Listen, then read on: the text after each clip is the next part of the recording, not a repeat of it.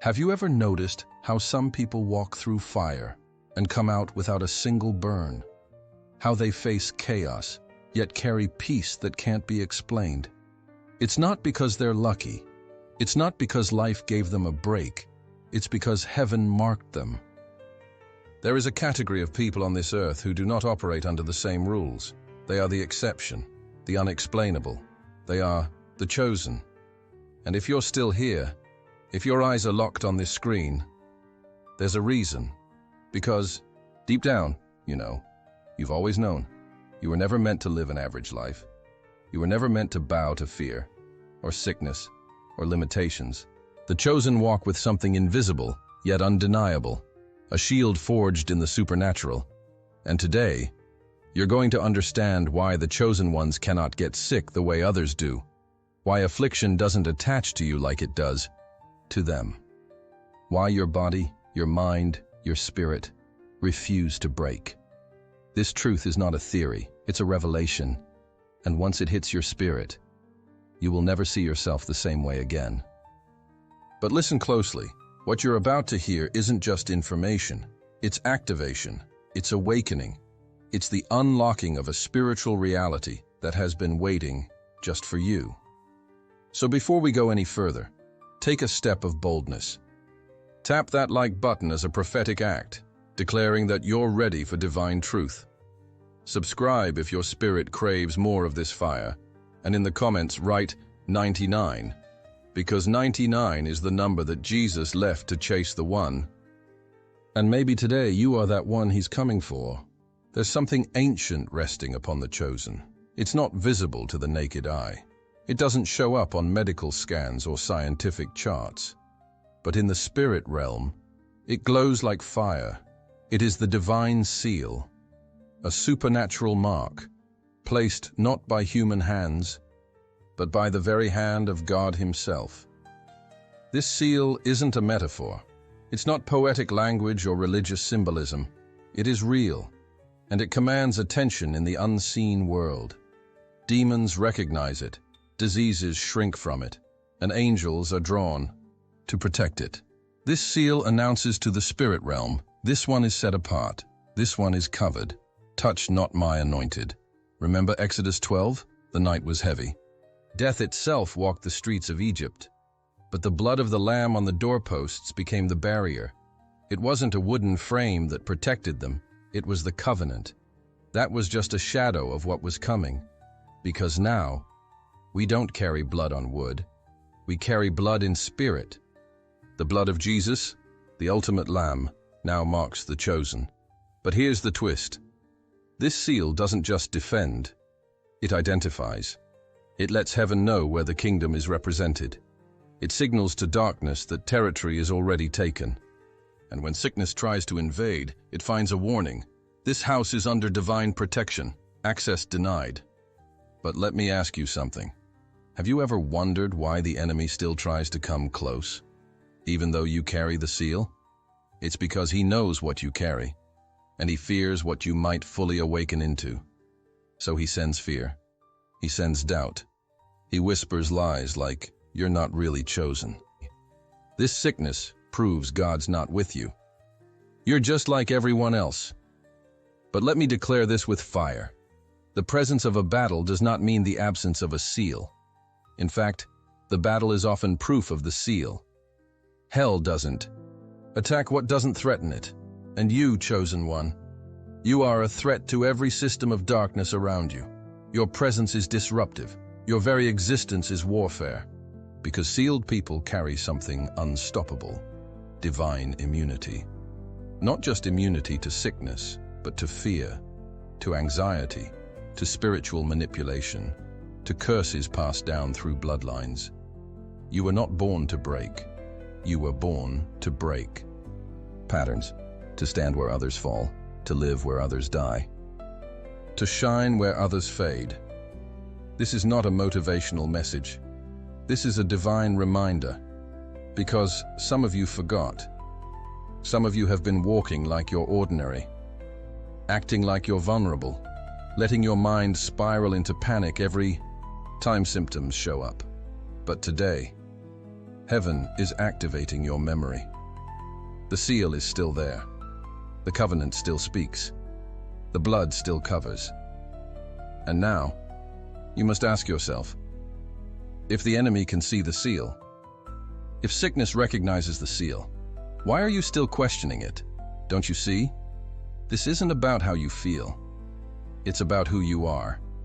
And sealed people don't live like slaves. They walk like sons. They rule like daughters. They carry authority in their voice and healing in their shadow. So if your body has been under attack, if your mind has felt foggy, if you've been sensing unusual resistance, lean in. Because what's coming next will explain exactly why the seal makes you so dangerous, and why the cross did more than save your soul. It armed you for divine immunity. Stay close. Something sacred is about to be unlocked. Let's go deeper now, because what you're about to hear might just change the way you see the cross forever. You've been told that Jesus died to save your soul. And yes, that's true. But what if I told you that was only the beginning? What happened on that hill called Golgotha wasn't just a rescue mission for eternity. It was a violent transaction, a holy exchange. Jesus didn't just purchase your salvation, he overpaid for your healing. Let that sink in. Every lash that tore into his back wasn't just pain, it was payment. Isaiah 53:5 doesn't say, by his stripes we might be healed. It declares, by his stripes we are healed. Past tense, final, settled. But here's the twist most people miss. Healing didn't begin at the cross. It began at the whipping post, before the nails, before the crown of thorns, before the blood touched. The wood, it touched the ground, and every drop that fell as he was beaten spoke something into the earth. This one is healed. That one is whole. The price is paid, in full. So why are so many still walking in sickness, fear, and torment? Because they don't know what's already been paid for, and what you don't know, you won't claim. Imagine this. You walk into a restaurant, you sit down, you eat, you enjoy. And when the bill comes, you're nervous, until the waiter says, relax, someone already paid for everything. Now imagine walking out, but refusing to believe the bill was paid. So you keep trying to pay again, and again, and again. That's what many believers are doing today, trying to earn what Jesus already covered, trying to deserve healing, trying to behave their way into miracles, trying to fast enough, pray enough, believe enough, when Jesus is still saying, it is finished. He didn't die to rent your healing. He died to give it to you, permanently. But listen, this healing isn't just physical. He didn't take stripes just for your body. He took trauma for your mind. He absorbed rejection for your emotions. He bore isolation for your depression.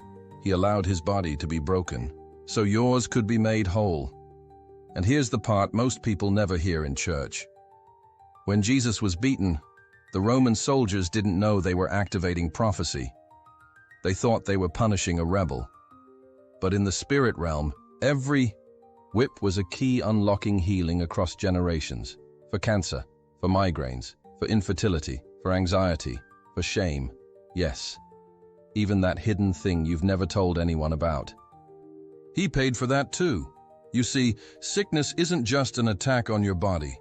It's an attempt to mock the price Jesus paid. Every time we settle for pain, tolerate torment, or accept bondage as normal life, we are agreeing with something beneath the cross instead of standing on what came through it. But here's what hell doesn't want you to know.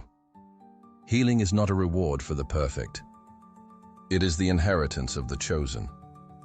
You don't have to chase it. You just have to receive it. Like a son receives from his father. Like a daughter walks into her house without asking for permission to belong. And yet, here's the most dangerous truth of all. The cross has already released the healing, but the enemy's last strategy is to keep you ignorant of it. Because if you ever wake up to the full revelation, if you ever realize that healing isn't a maybe, it's a right. That sickness isn't your destiny, it's a lie. And that your pain has already been nailed to a tree. You will become unstoppable. So let me ask you something personal, not as a preacher, but as a brother in this war. What have you been carrying that Jesus already crushed? What weight is still sitting on your shoulders when the Lamb already lifted it? Don't just hear this and move on. Let it crack something open in you. Let it confront every lie, every false identity, every diagnosis you thought you had to accept, because what's coming next, will shake everything you thought you knew about how healing flows. We've talked about the price, but now, get ready to discover the lifestyle that makes that healing undeniable. Stay locked in. The next revelation is going to expose why the enemy has tried so hard to keep you spiritually distracted, and why sickness can't stick to a consecrated life. The breakthrough continues. Now, let's take this deeper, because what you're about to hear isn't being preached in most pulpits. There's a mystery, a sacred pattern that heaven honors, a rhythm of living that becomes a spiritual firewall, not a superstition, not a ritual, but a lifestyle that makes the enemy flee. It's called consecration, and when a chosen one walks in it, sickness loses its grip. Now listen closely, because this isn't about being perfect. It's not about rules or religious pressure. This is about alignment. Alignment with the flow of heaven. Alignment with the one who dwells within you. Because here's what most people forget. The enemy is not all-powerful. He doesn't attack at random. He looks for legal access. He searches for open doors, fear, bitterness, unforgiveness, compromise, sin that stays hidden in the dark. These are all entry points. And once that door is cracked open, sickness walks in behind it. Not always as disease, but sometimes as weariness, confusion, mental fog, emotional torment. But the one who is consecrated, the one who says, "Not my will, Lord, but yours," that person becomes a fortress, a walking sanctuary, a mobile tabernacle of God's glory. And here's the truth the enemy fears. When your life becomes a temple, disease has nowhere to rest, because the Holy Spirit doesn't share space. When he dwells inside a fully surrendered vessel, everything unclean gets evicted. Let's be real for a moment. There are people who fast, people who pray, people who tithe and serve, yet still feel like something's attacking them. And they ask, "God, what am I doing wrong?" But sometimes the issue isn't just what you're doing. It's what you've tolerated, what you've allowed to linger in the shadows. A toxic relationship you refuse to end. A secret habit you keep saying you'll fix later. A bitter root that's never been pulled out. These aren't small things. They're leaks in your temple. And leaks attract the enemy. But here's the good news. Consecration is the cure. It doesn't mean perfection. It means separation. It means drawing a line in the spirit and declaring, "This house belongs to the Lord." Every room, every corner, every thought, every habit, no trespassing. When you live like that, heaven backs you. Angels are assigned to your perimeter. Demons lose legal ground, and your body becomes a place where sickness suffocates. Think about it. How can disease live in the same space where the glory dwells? How can depression stay where praise is erupting? How can infection invade where intercession is constant? It can't. It won't. Not when you're truly set apart. And don't think this is just spiritual theory. Medical science is catching up. Doctors have seen it. People who live in forgiveness heal faster. People who live with peace recover stronger. People who worship through pain release chemicals that baffle the experts. Why? Because the spirit governs the body. And when your spirit is aligned with God, your body receives the overflow. But let me hit you with this. The enemy doesn't mind you calling yourself Christian, as long as you don't live consecrated. Because consecration makes you undetectable to darkness. It erases the signals that demonic forces use to track you. It scrambles the code. It cloaks your life in the blood of the Lamb. And maybe, just maybe, the sickness that tried to hit you last year, the anxiety that tried to claim you, the fatigue that tried to take your strength, was all part of a spiritual hacking attempt. But now, you're sealing the breach. You're reclaiming your temple. You're declaring, this body is not available to darkness. I am set apart. I am consecrated. I am covered. So here's what I need you to do. Ask yourself, what am I still allowing? That's giving sickness permission to stay. Because once you evict the compromise, you evict the affliction. And when that happens, when your life is fully surrendered, when every breath becomes worship, every action becomes obedience, every thought becomes captive to Christ, then you'll understand what David meant when he said, "He who dwells in the secret place of the Most High shall abide under the shadow of the Almighty." Psalm 91:1. And under that shadow, sickness cannot follow, pain cannot linger, darkness cannot breathe. But don't relax yet. We're not done. Because if consecration is the wall, what's the weapon? What makes sickness not just retreat, but run in terror? What makes the enemy not just lose his ground, but regret ever touching you? That is what we're about to uncover. Stay sharp. The next revelation might just flip everything you thought you knew about your authority as the chosen. Not all sickness bleeds. Not all pain screams out loud. Some wounds hide beneath the smile, behind the "I'm fine," inside the soul. Let's pause here, because this is the part few want to confront. But it might be the most dangerous kind of sickness. Not physical, but emotional, spiritual, silent, invisible to others, but crippling on the inside. So many are walking around with healthy bodies, but shattered souls. They go to work, go to church, go through the motions, but inside, they're bleeding. They carry wounds from betrayal, scars from words spoken over them in childhood, abandonment, shame, abuse, regret. And here's the thing. You can't medicate that kind of pain. You can't cover it with ambition. You can't drown it in distractions, because no matter how fast you run, it runs faster. But what if I told you, God never intended for his chosen to carry that kind of weight? Psalm 147:3 says it clearly. He heals the brokenhearted and binds up their wounds. Not just he can heal them, he does. Actively, constantly, lovingly. That's his nature. God doesn't just want to fix your body. He wants to mend your soul. And that's where the real war is. Because the enemy knows, if he can't touch your body, he'll target your mind. He'll infect your self-worth. He'll plant lies like, you'll never be good enough. Nobody really cares. You'll always be broken. If people knew the real you, they'd walk away. But those are not just thoughts. They are weapons. Weapons designed to keep you in emotional captivity. But here's where things shift. Because when you're chosen, you don't just receive healing. You become a vessel of restoration.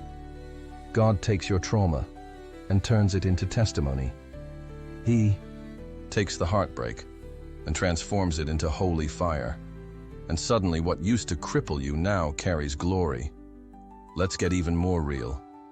Maybe you've forgiven others, but haven't forgiven yourself. You wear the smile, you quote the verses, but deep down, you're still punishing yourself for who you used to be. But hear this. If the blood of Jesus was enough for heaven to forgive you, who are you to keep condemning what God already cleansed? That self-rejection, that inner shame, that quiet voice that keeps accusing you in the night. It's not your voice. It's not God's voice. It's the accuser. And he's terrified you'll finally realize who you are. Because when the Chosen step into inner healing.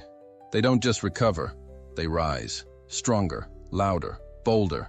Their past doesn't silence them, it fuels them, because they know what it's like to battle demons in the dark. And now they set others free. That's the inheritance of the chosen. So let me ask you, what wound are you still hiding that God's been longing to heal? What lie have you believed so long? It started to sound like your own voice. Today, that ends, because healing isn't just for the body. It's for your memories, your identity, your voice, your emotions. God doesn't just heal what people can see. He restores what no one else knows was broken. And when He heals it, He doesn't leave a scar. He leaves a testimony, a story that carries power, a life that breathes hope, a spirit that walks in unshakable peace. But let me take this even further, because there's a hidden promise in emotional healing, something most believers never tap into. There's a moment when your healed soul starts agreeing with heaven, and in that moment, your voice begins to carry authority, not just to survive, not just to feel better, but to shift atmospheres, to break chains, to walk in prophetic power that hell cannot handle. That's what we'll step into next, because when your soul gets aligned with heaven, you don't just live healed, you start releasing healing to others. And that's where the chosen step into their true assignment. Stay with me. The next truth might just unlock the authority you've had all along, but never dared to use. You weren't chosen just to survive. You were chosen to carry something heaven sent, something hell-fearing, something that shifts atmospheres the moment you walk in the room. Your protection, your healing, it was never meant to end with you, because the chosen don't just receive miracles, they become the delivery system. Mark 16:18 isn't a suggestion. They will lay hands on the sick, and they will recover. Not maybe, not sometimes, not if the stars align or if you've been holy enough this week. They will recover. That means you, yes, you, carry something that disrupts darkness, something that sickness cannot stand, something that makes demons tremble, something that causes heaven to lean in and listen when you speak. You're not a spectator. You're not just a prayer request. You are the answer to someone else's cry. When you're chosen, your hands become healing agents. Your voice carries deliverance. Your shadow carries power, just like Peter's. And your very presence becomes a threat to the enemy's agenda. Why do you think the enemy has fought you so hard? Why the battles, the spiritual attacks, the mental warfare? Because the devil isn't scared of believers who sit in silence. He's scared of believers who walk in authority. He's terrified of the chosen who realize they are vessels, not victims. Let that sink in. You were never meant to be held down by sickness. You were made to break it. You don't just recover from pain. You reverse it. You don't just survive storms. You calm them for others. When you lay hands, heaven listens. When you pray, dimensions shift. When you speak healing, the Spirit moves. This isn't about hype. It's about identity. It's about stepping into the divine role you were always meant to walk in. You are a living altar, a carrier of the oil, a walking collision between earth and heaven. When God chose you, He didn't just pull you out of brokenness. He anointed you to go back into dark places and pull others out. You were forged in fire, so you could carry the flame. You've been healed, so you can declare healing, not in your strength, but in His name. Let me tell you something the enemy hopes you never figure out. Every healed place in your life becomes a weapon in your hands. That healed heart, it's a sword. That renewed mind, it's a shield. That restored body, it's a testimony wrapped in glory. You carry the evidence. You are walking proof that Jesus still heals. And that's why you can't afford to stay silent. Not in a world bleeding emotionally, not in a generation drowning spiritually, not when you were chosen to be the antidote. Because healing isn't just something you pray for, it's something you carry. It's your assignment. It's your inheritance. And the moment you step into this awareness, the moment you stop waiting for permission to walk in power, everything changes, because now, sickness doesn't just fear your prayers, it fears your presence. You don't have to raise your voice to have authority, you just have to know who you are. And the truth is, you're not just healed to feel better, you're healed to become a weapon in God's hands. But here's the mystery, and it's one that few ever fully unlock. There's a realm, a sacred dimension, where healing becomes more than restoration. It becomes revelation, where your life stops being about protection and becomes a portal for heaven to invade earth. And in the final moments of this video, that's exactly where we're going next. Because what God is about to reveal in the conclusion isn't just about healing, it's about the divine purpose behind why the chosen cannot be held by sickness at all. Are you ready? If you've ever felt like your life didn't make sense, if you've ever sat in silence, questioning the pain, the pressure, the weight on your shoulders, let this be the moment it all becomes clear. You are not ordinary. You were never meant to blend in, break down, or be buried under sickness. You are set apart. You are chosen. That fire inside you, that unexplainable endurance through every storm, that strength when you should have collapsed, it wasn't random. It was proof. Proof that your DNA carries destiny. Proof that sickness cannot stay where purpose lives. Proof that heaven has marked you, and hell can't touch what God has sealed. The world may call it luck, but you know better. You are not lucky. You are covered. You are not just healed. You are a carrier of healing. You are not barely making it. You are walking in divine immunity. Every breath you take is a threat to the kingdom of darkness. Because your life is evidence that the blood still works, that the cross was enough, that Jesus paid it all, and you're living proof of the receipt. So let this be your awakening. No more fear, no more doubt, no more accepting what was never meant for you. Sickness may knock, but it cannot enter. It may whisper, but it cannot stay. Because your spirit carries the roar of the Lion of Judah, and your body is the temple of a living, breathing, miracle-working God. From this day forward, walk like you're chosen. Speak like you're healed. Live like you're untouchable. Because in Christ, you are, and now, let your faith speak. Comment below.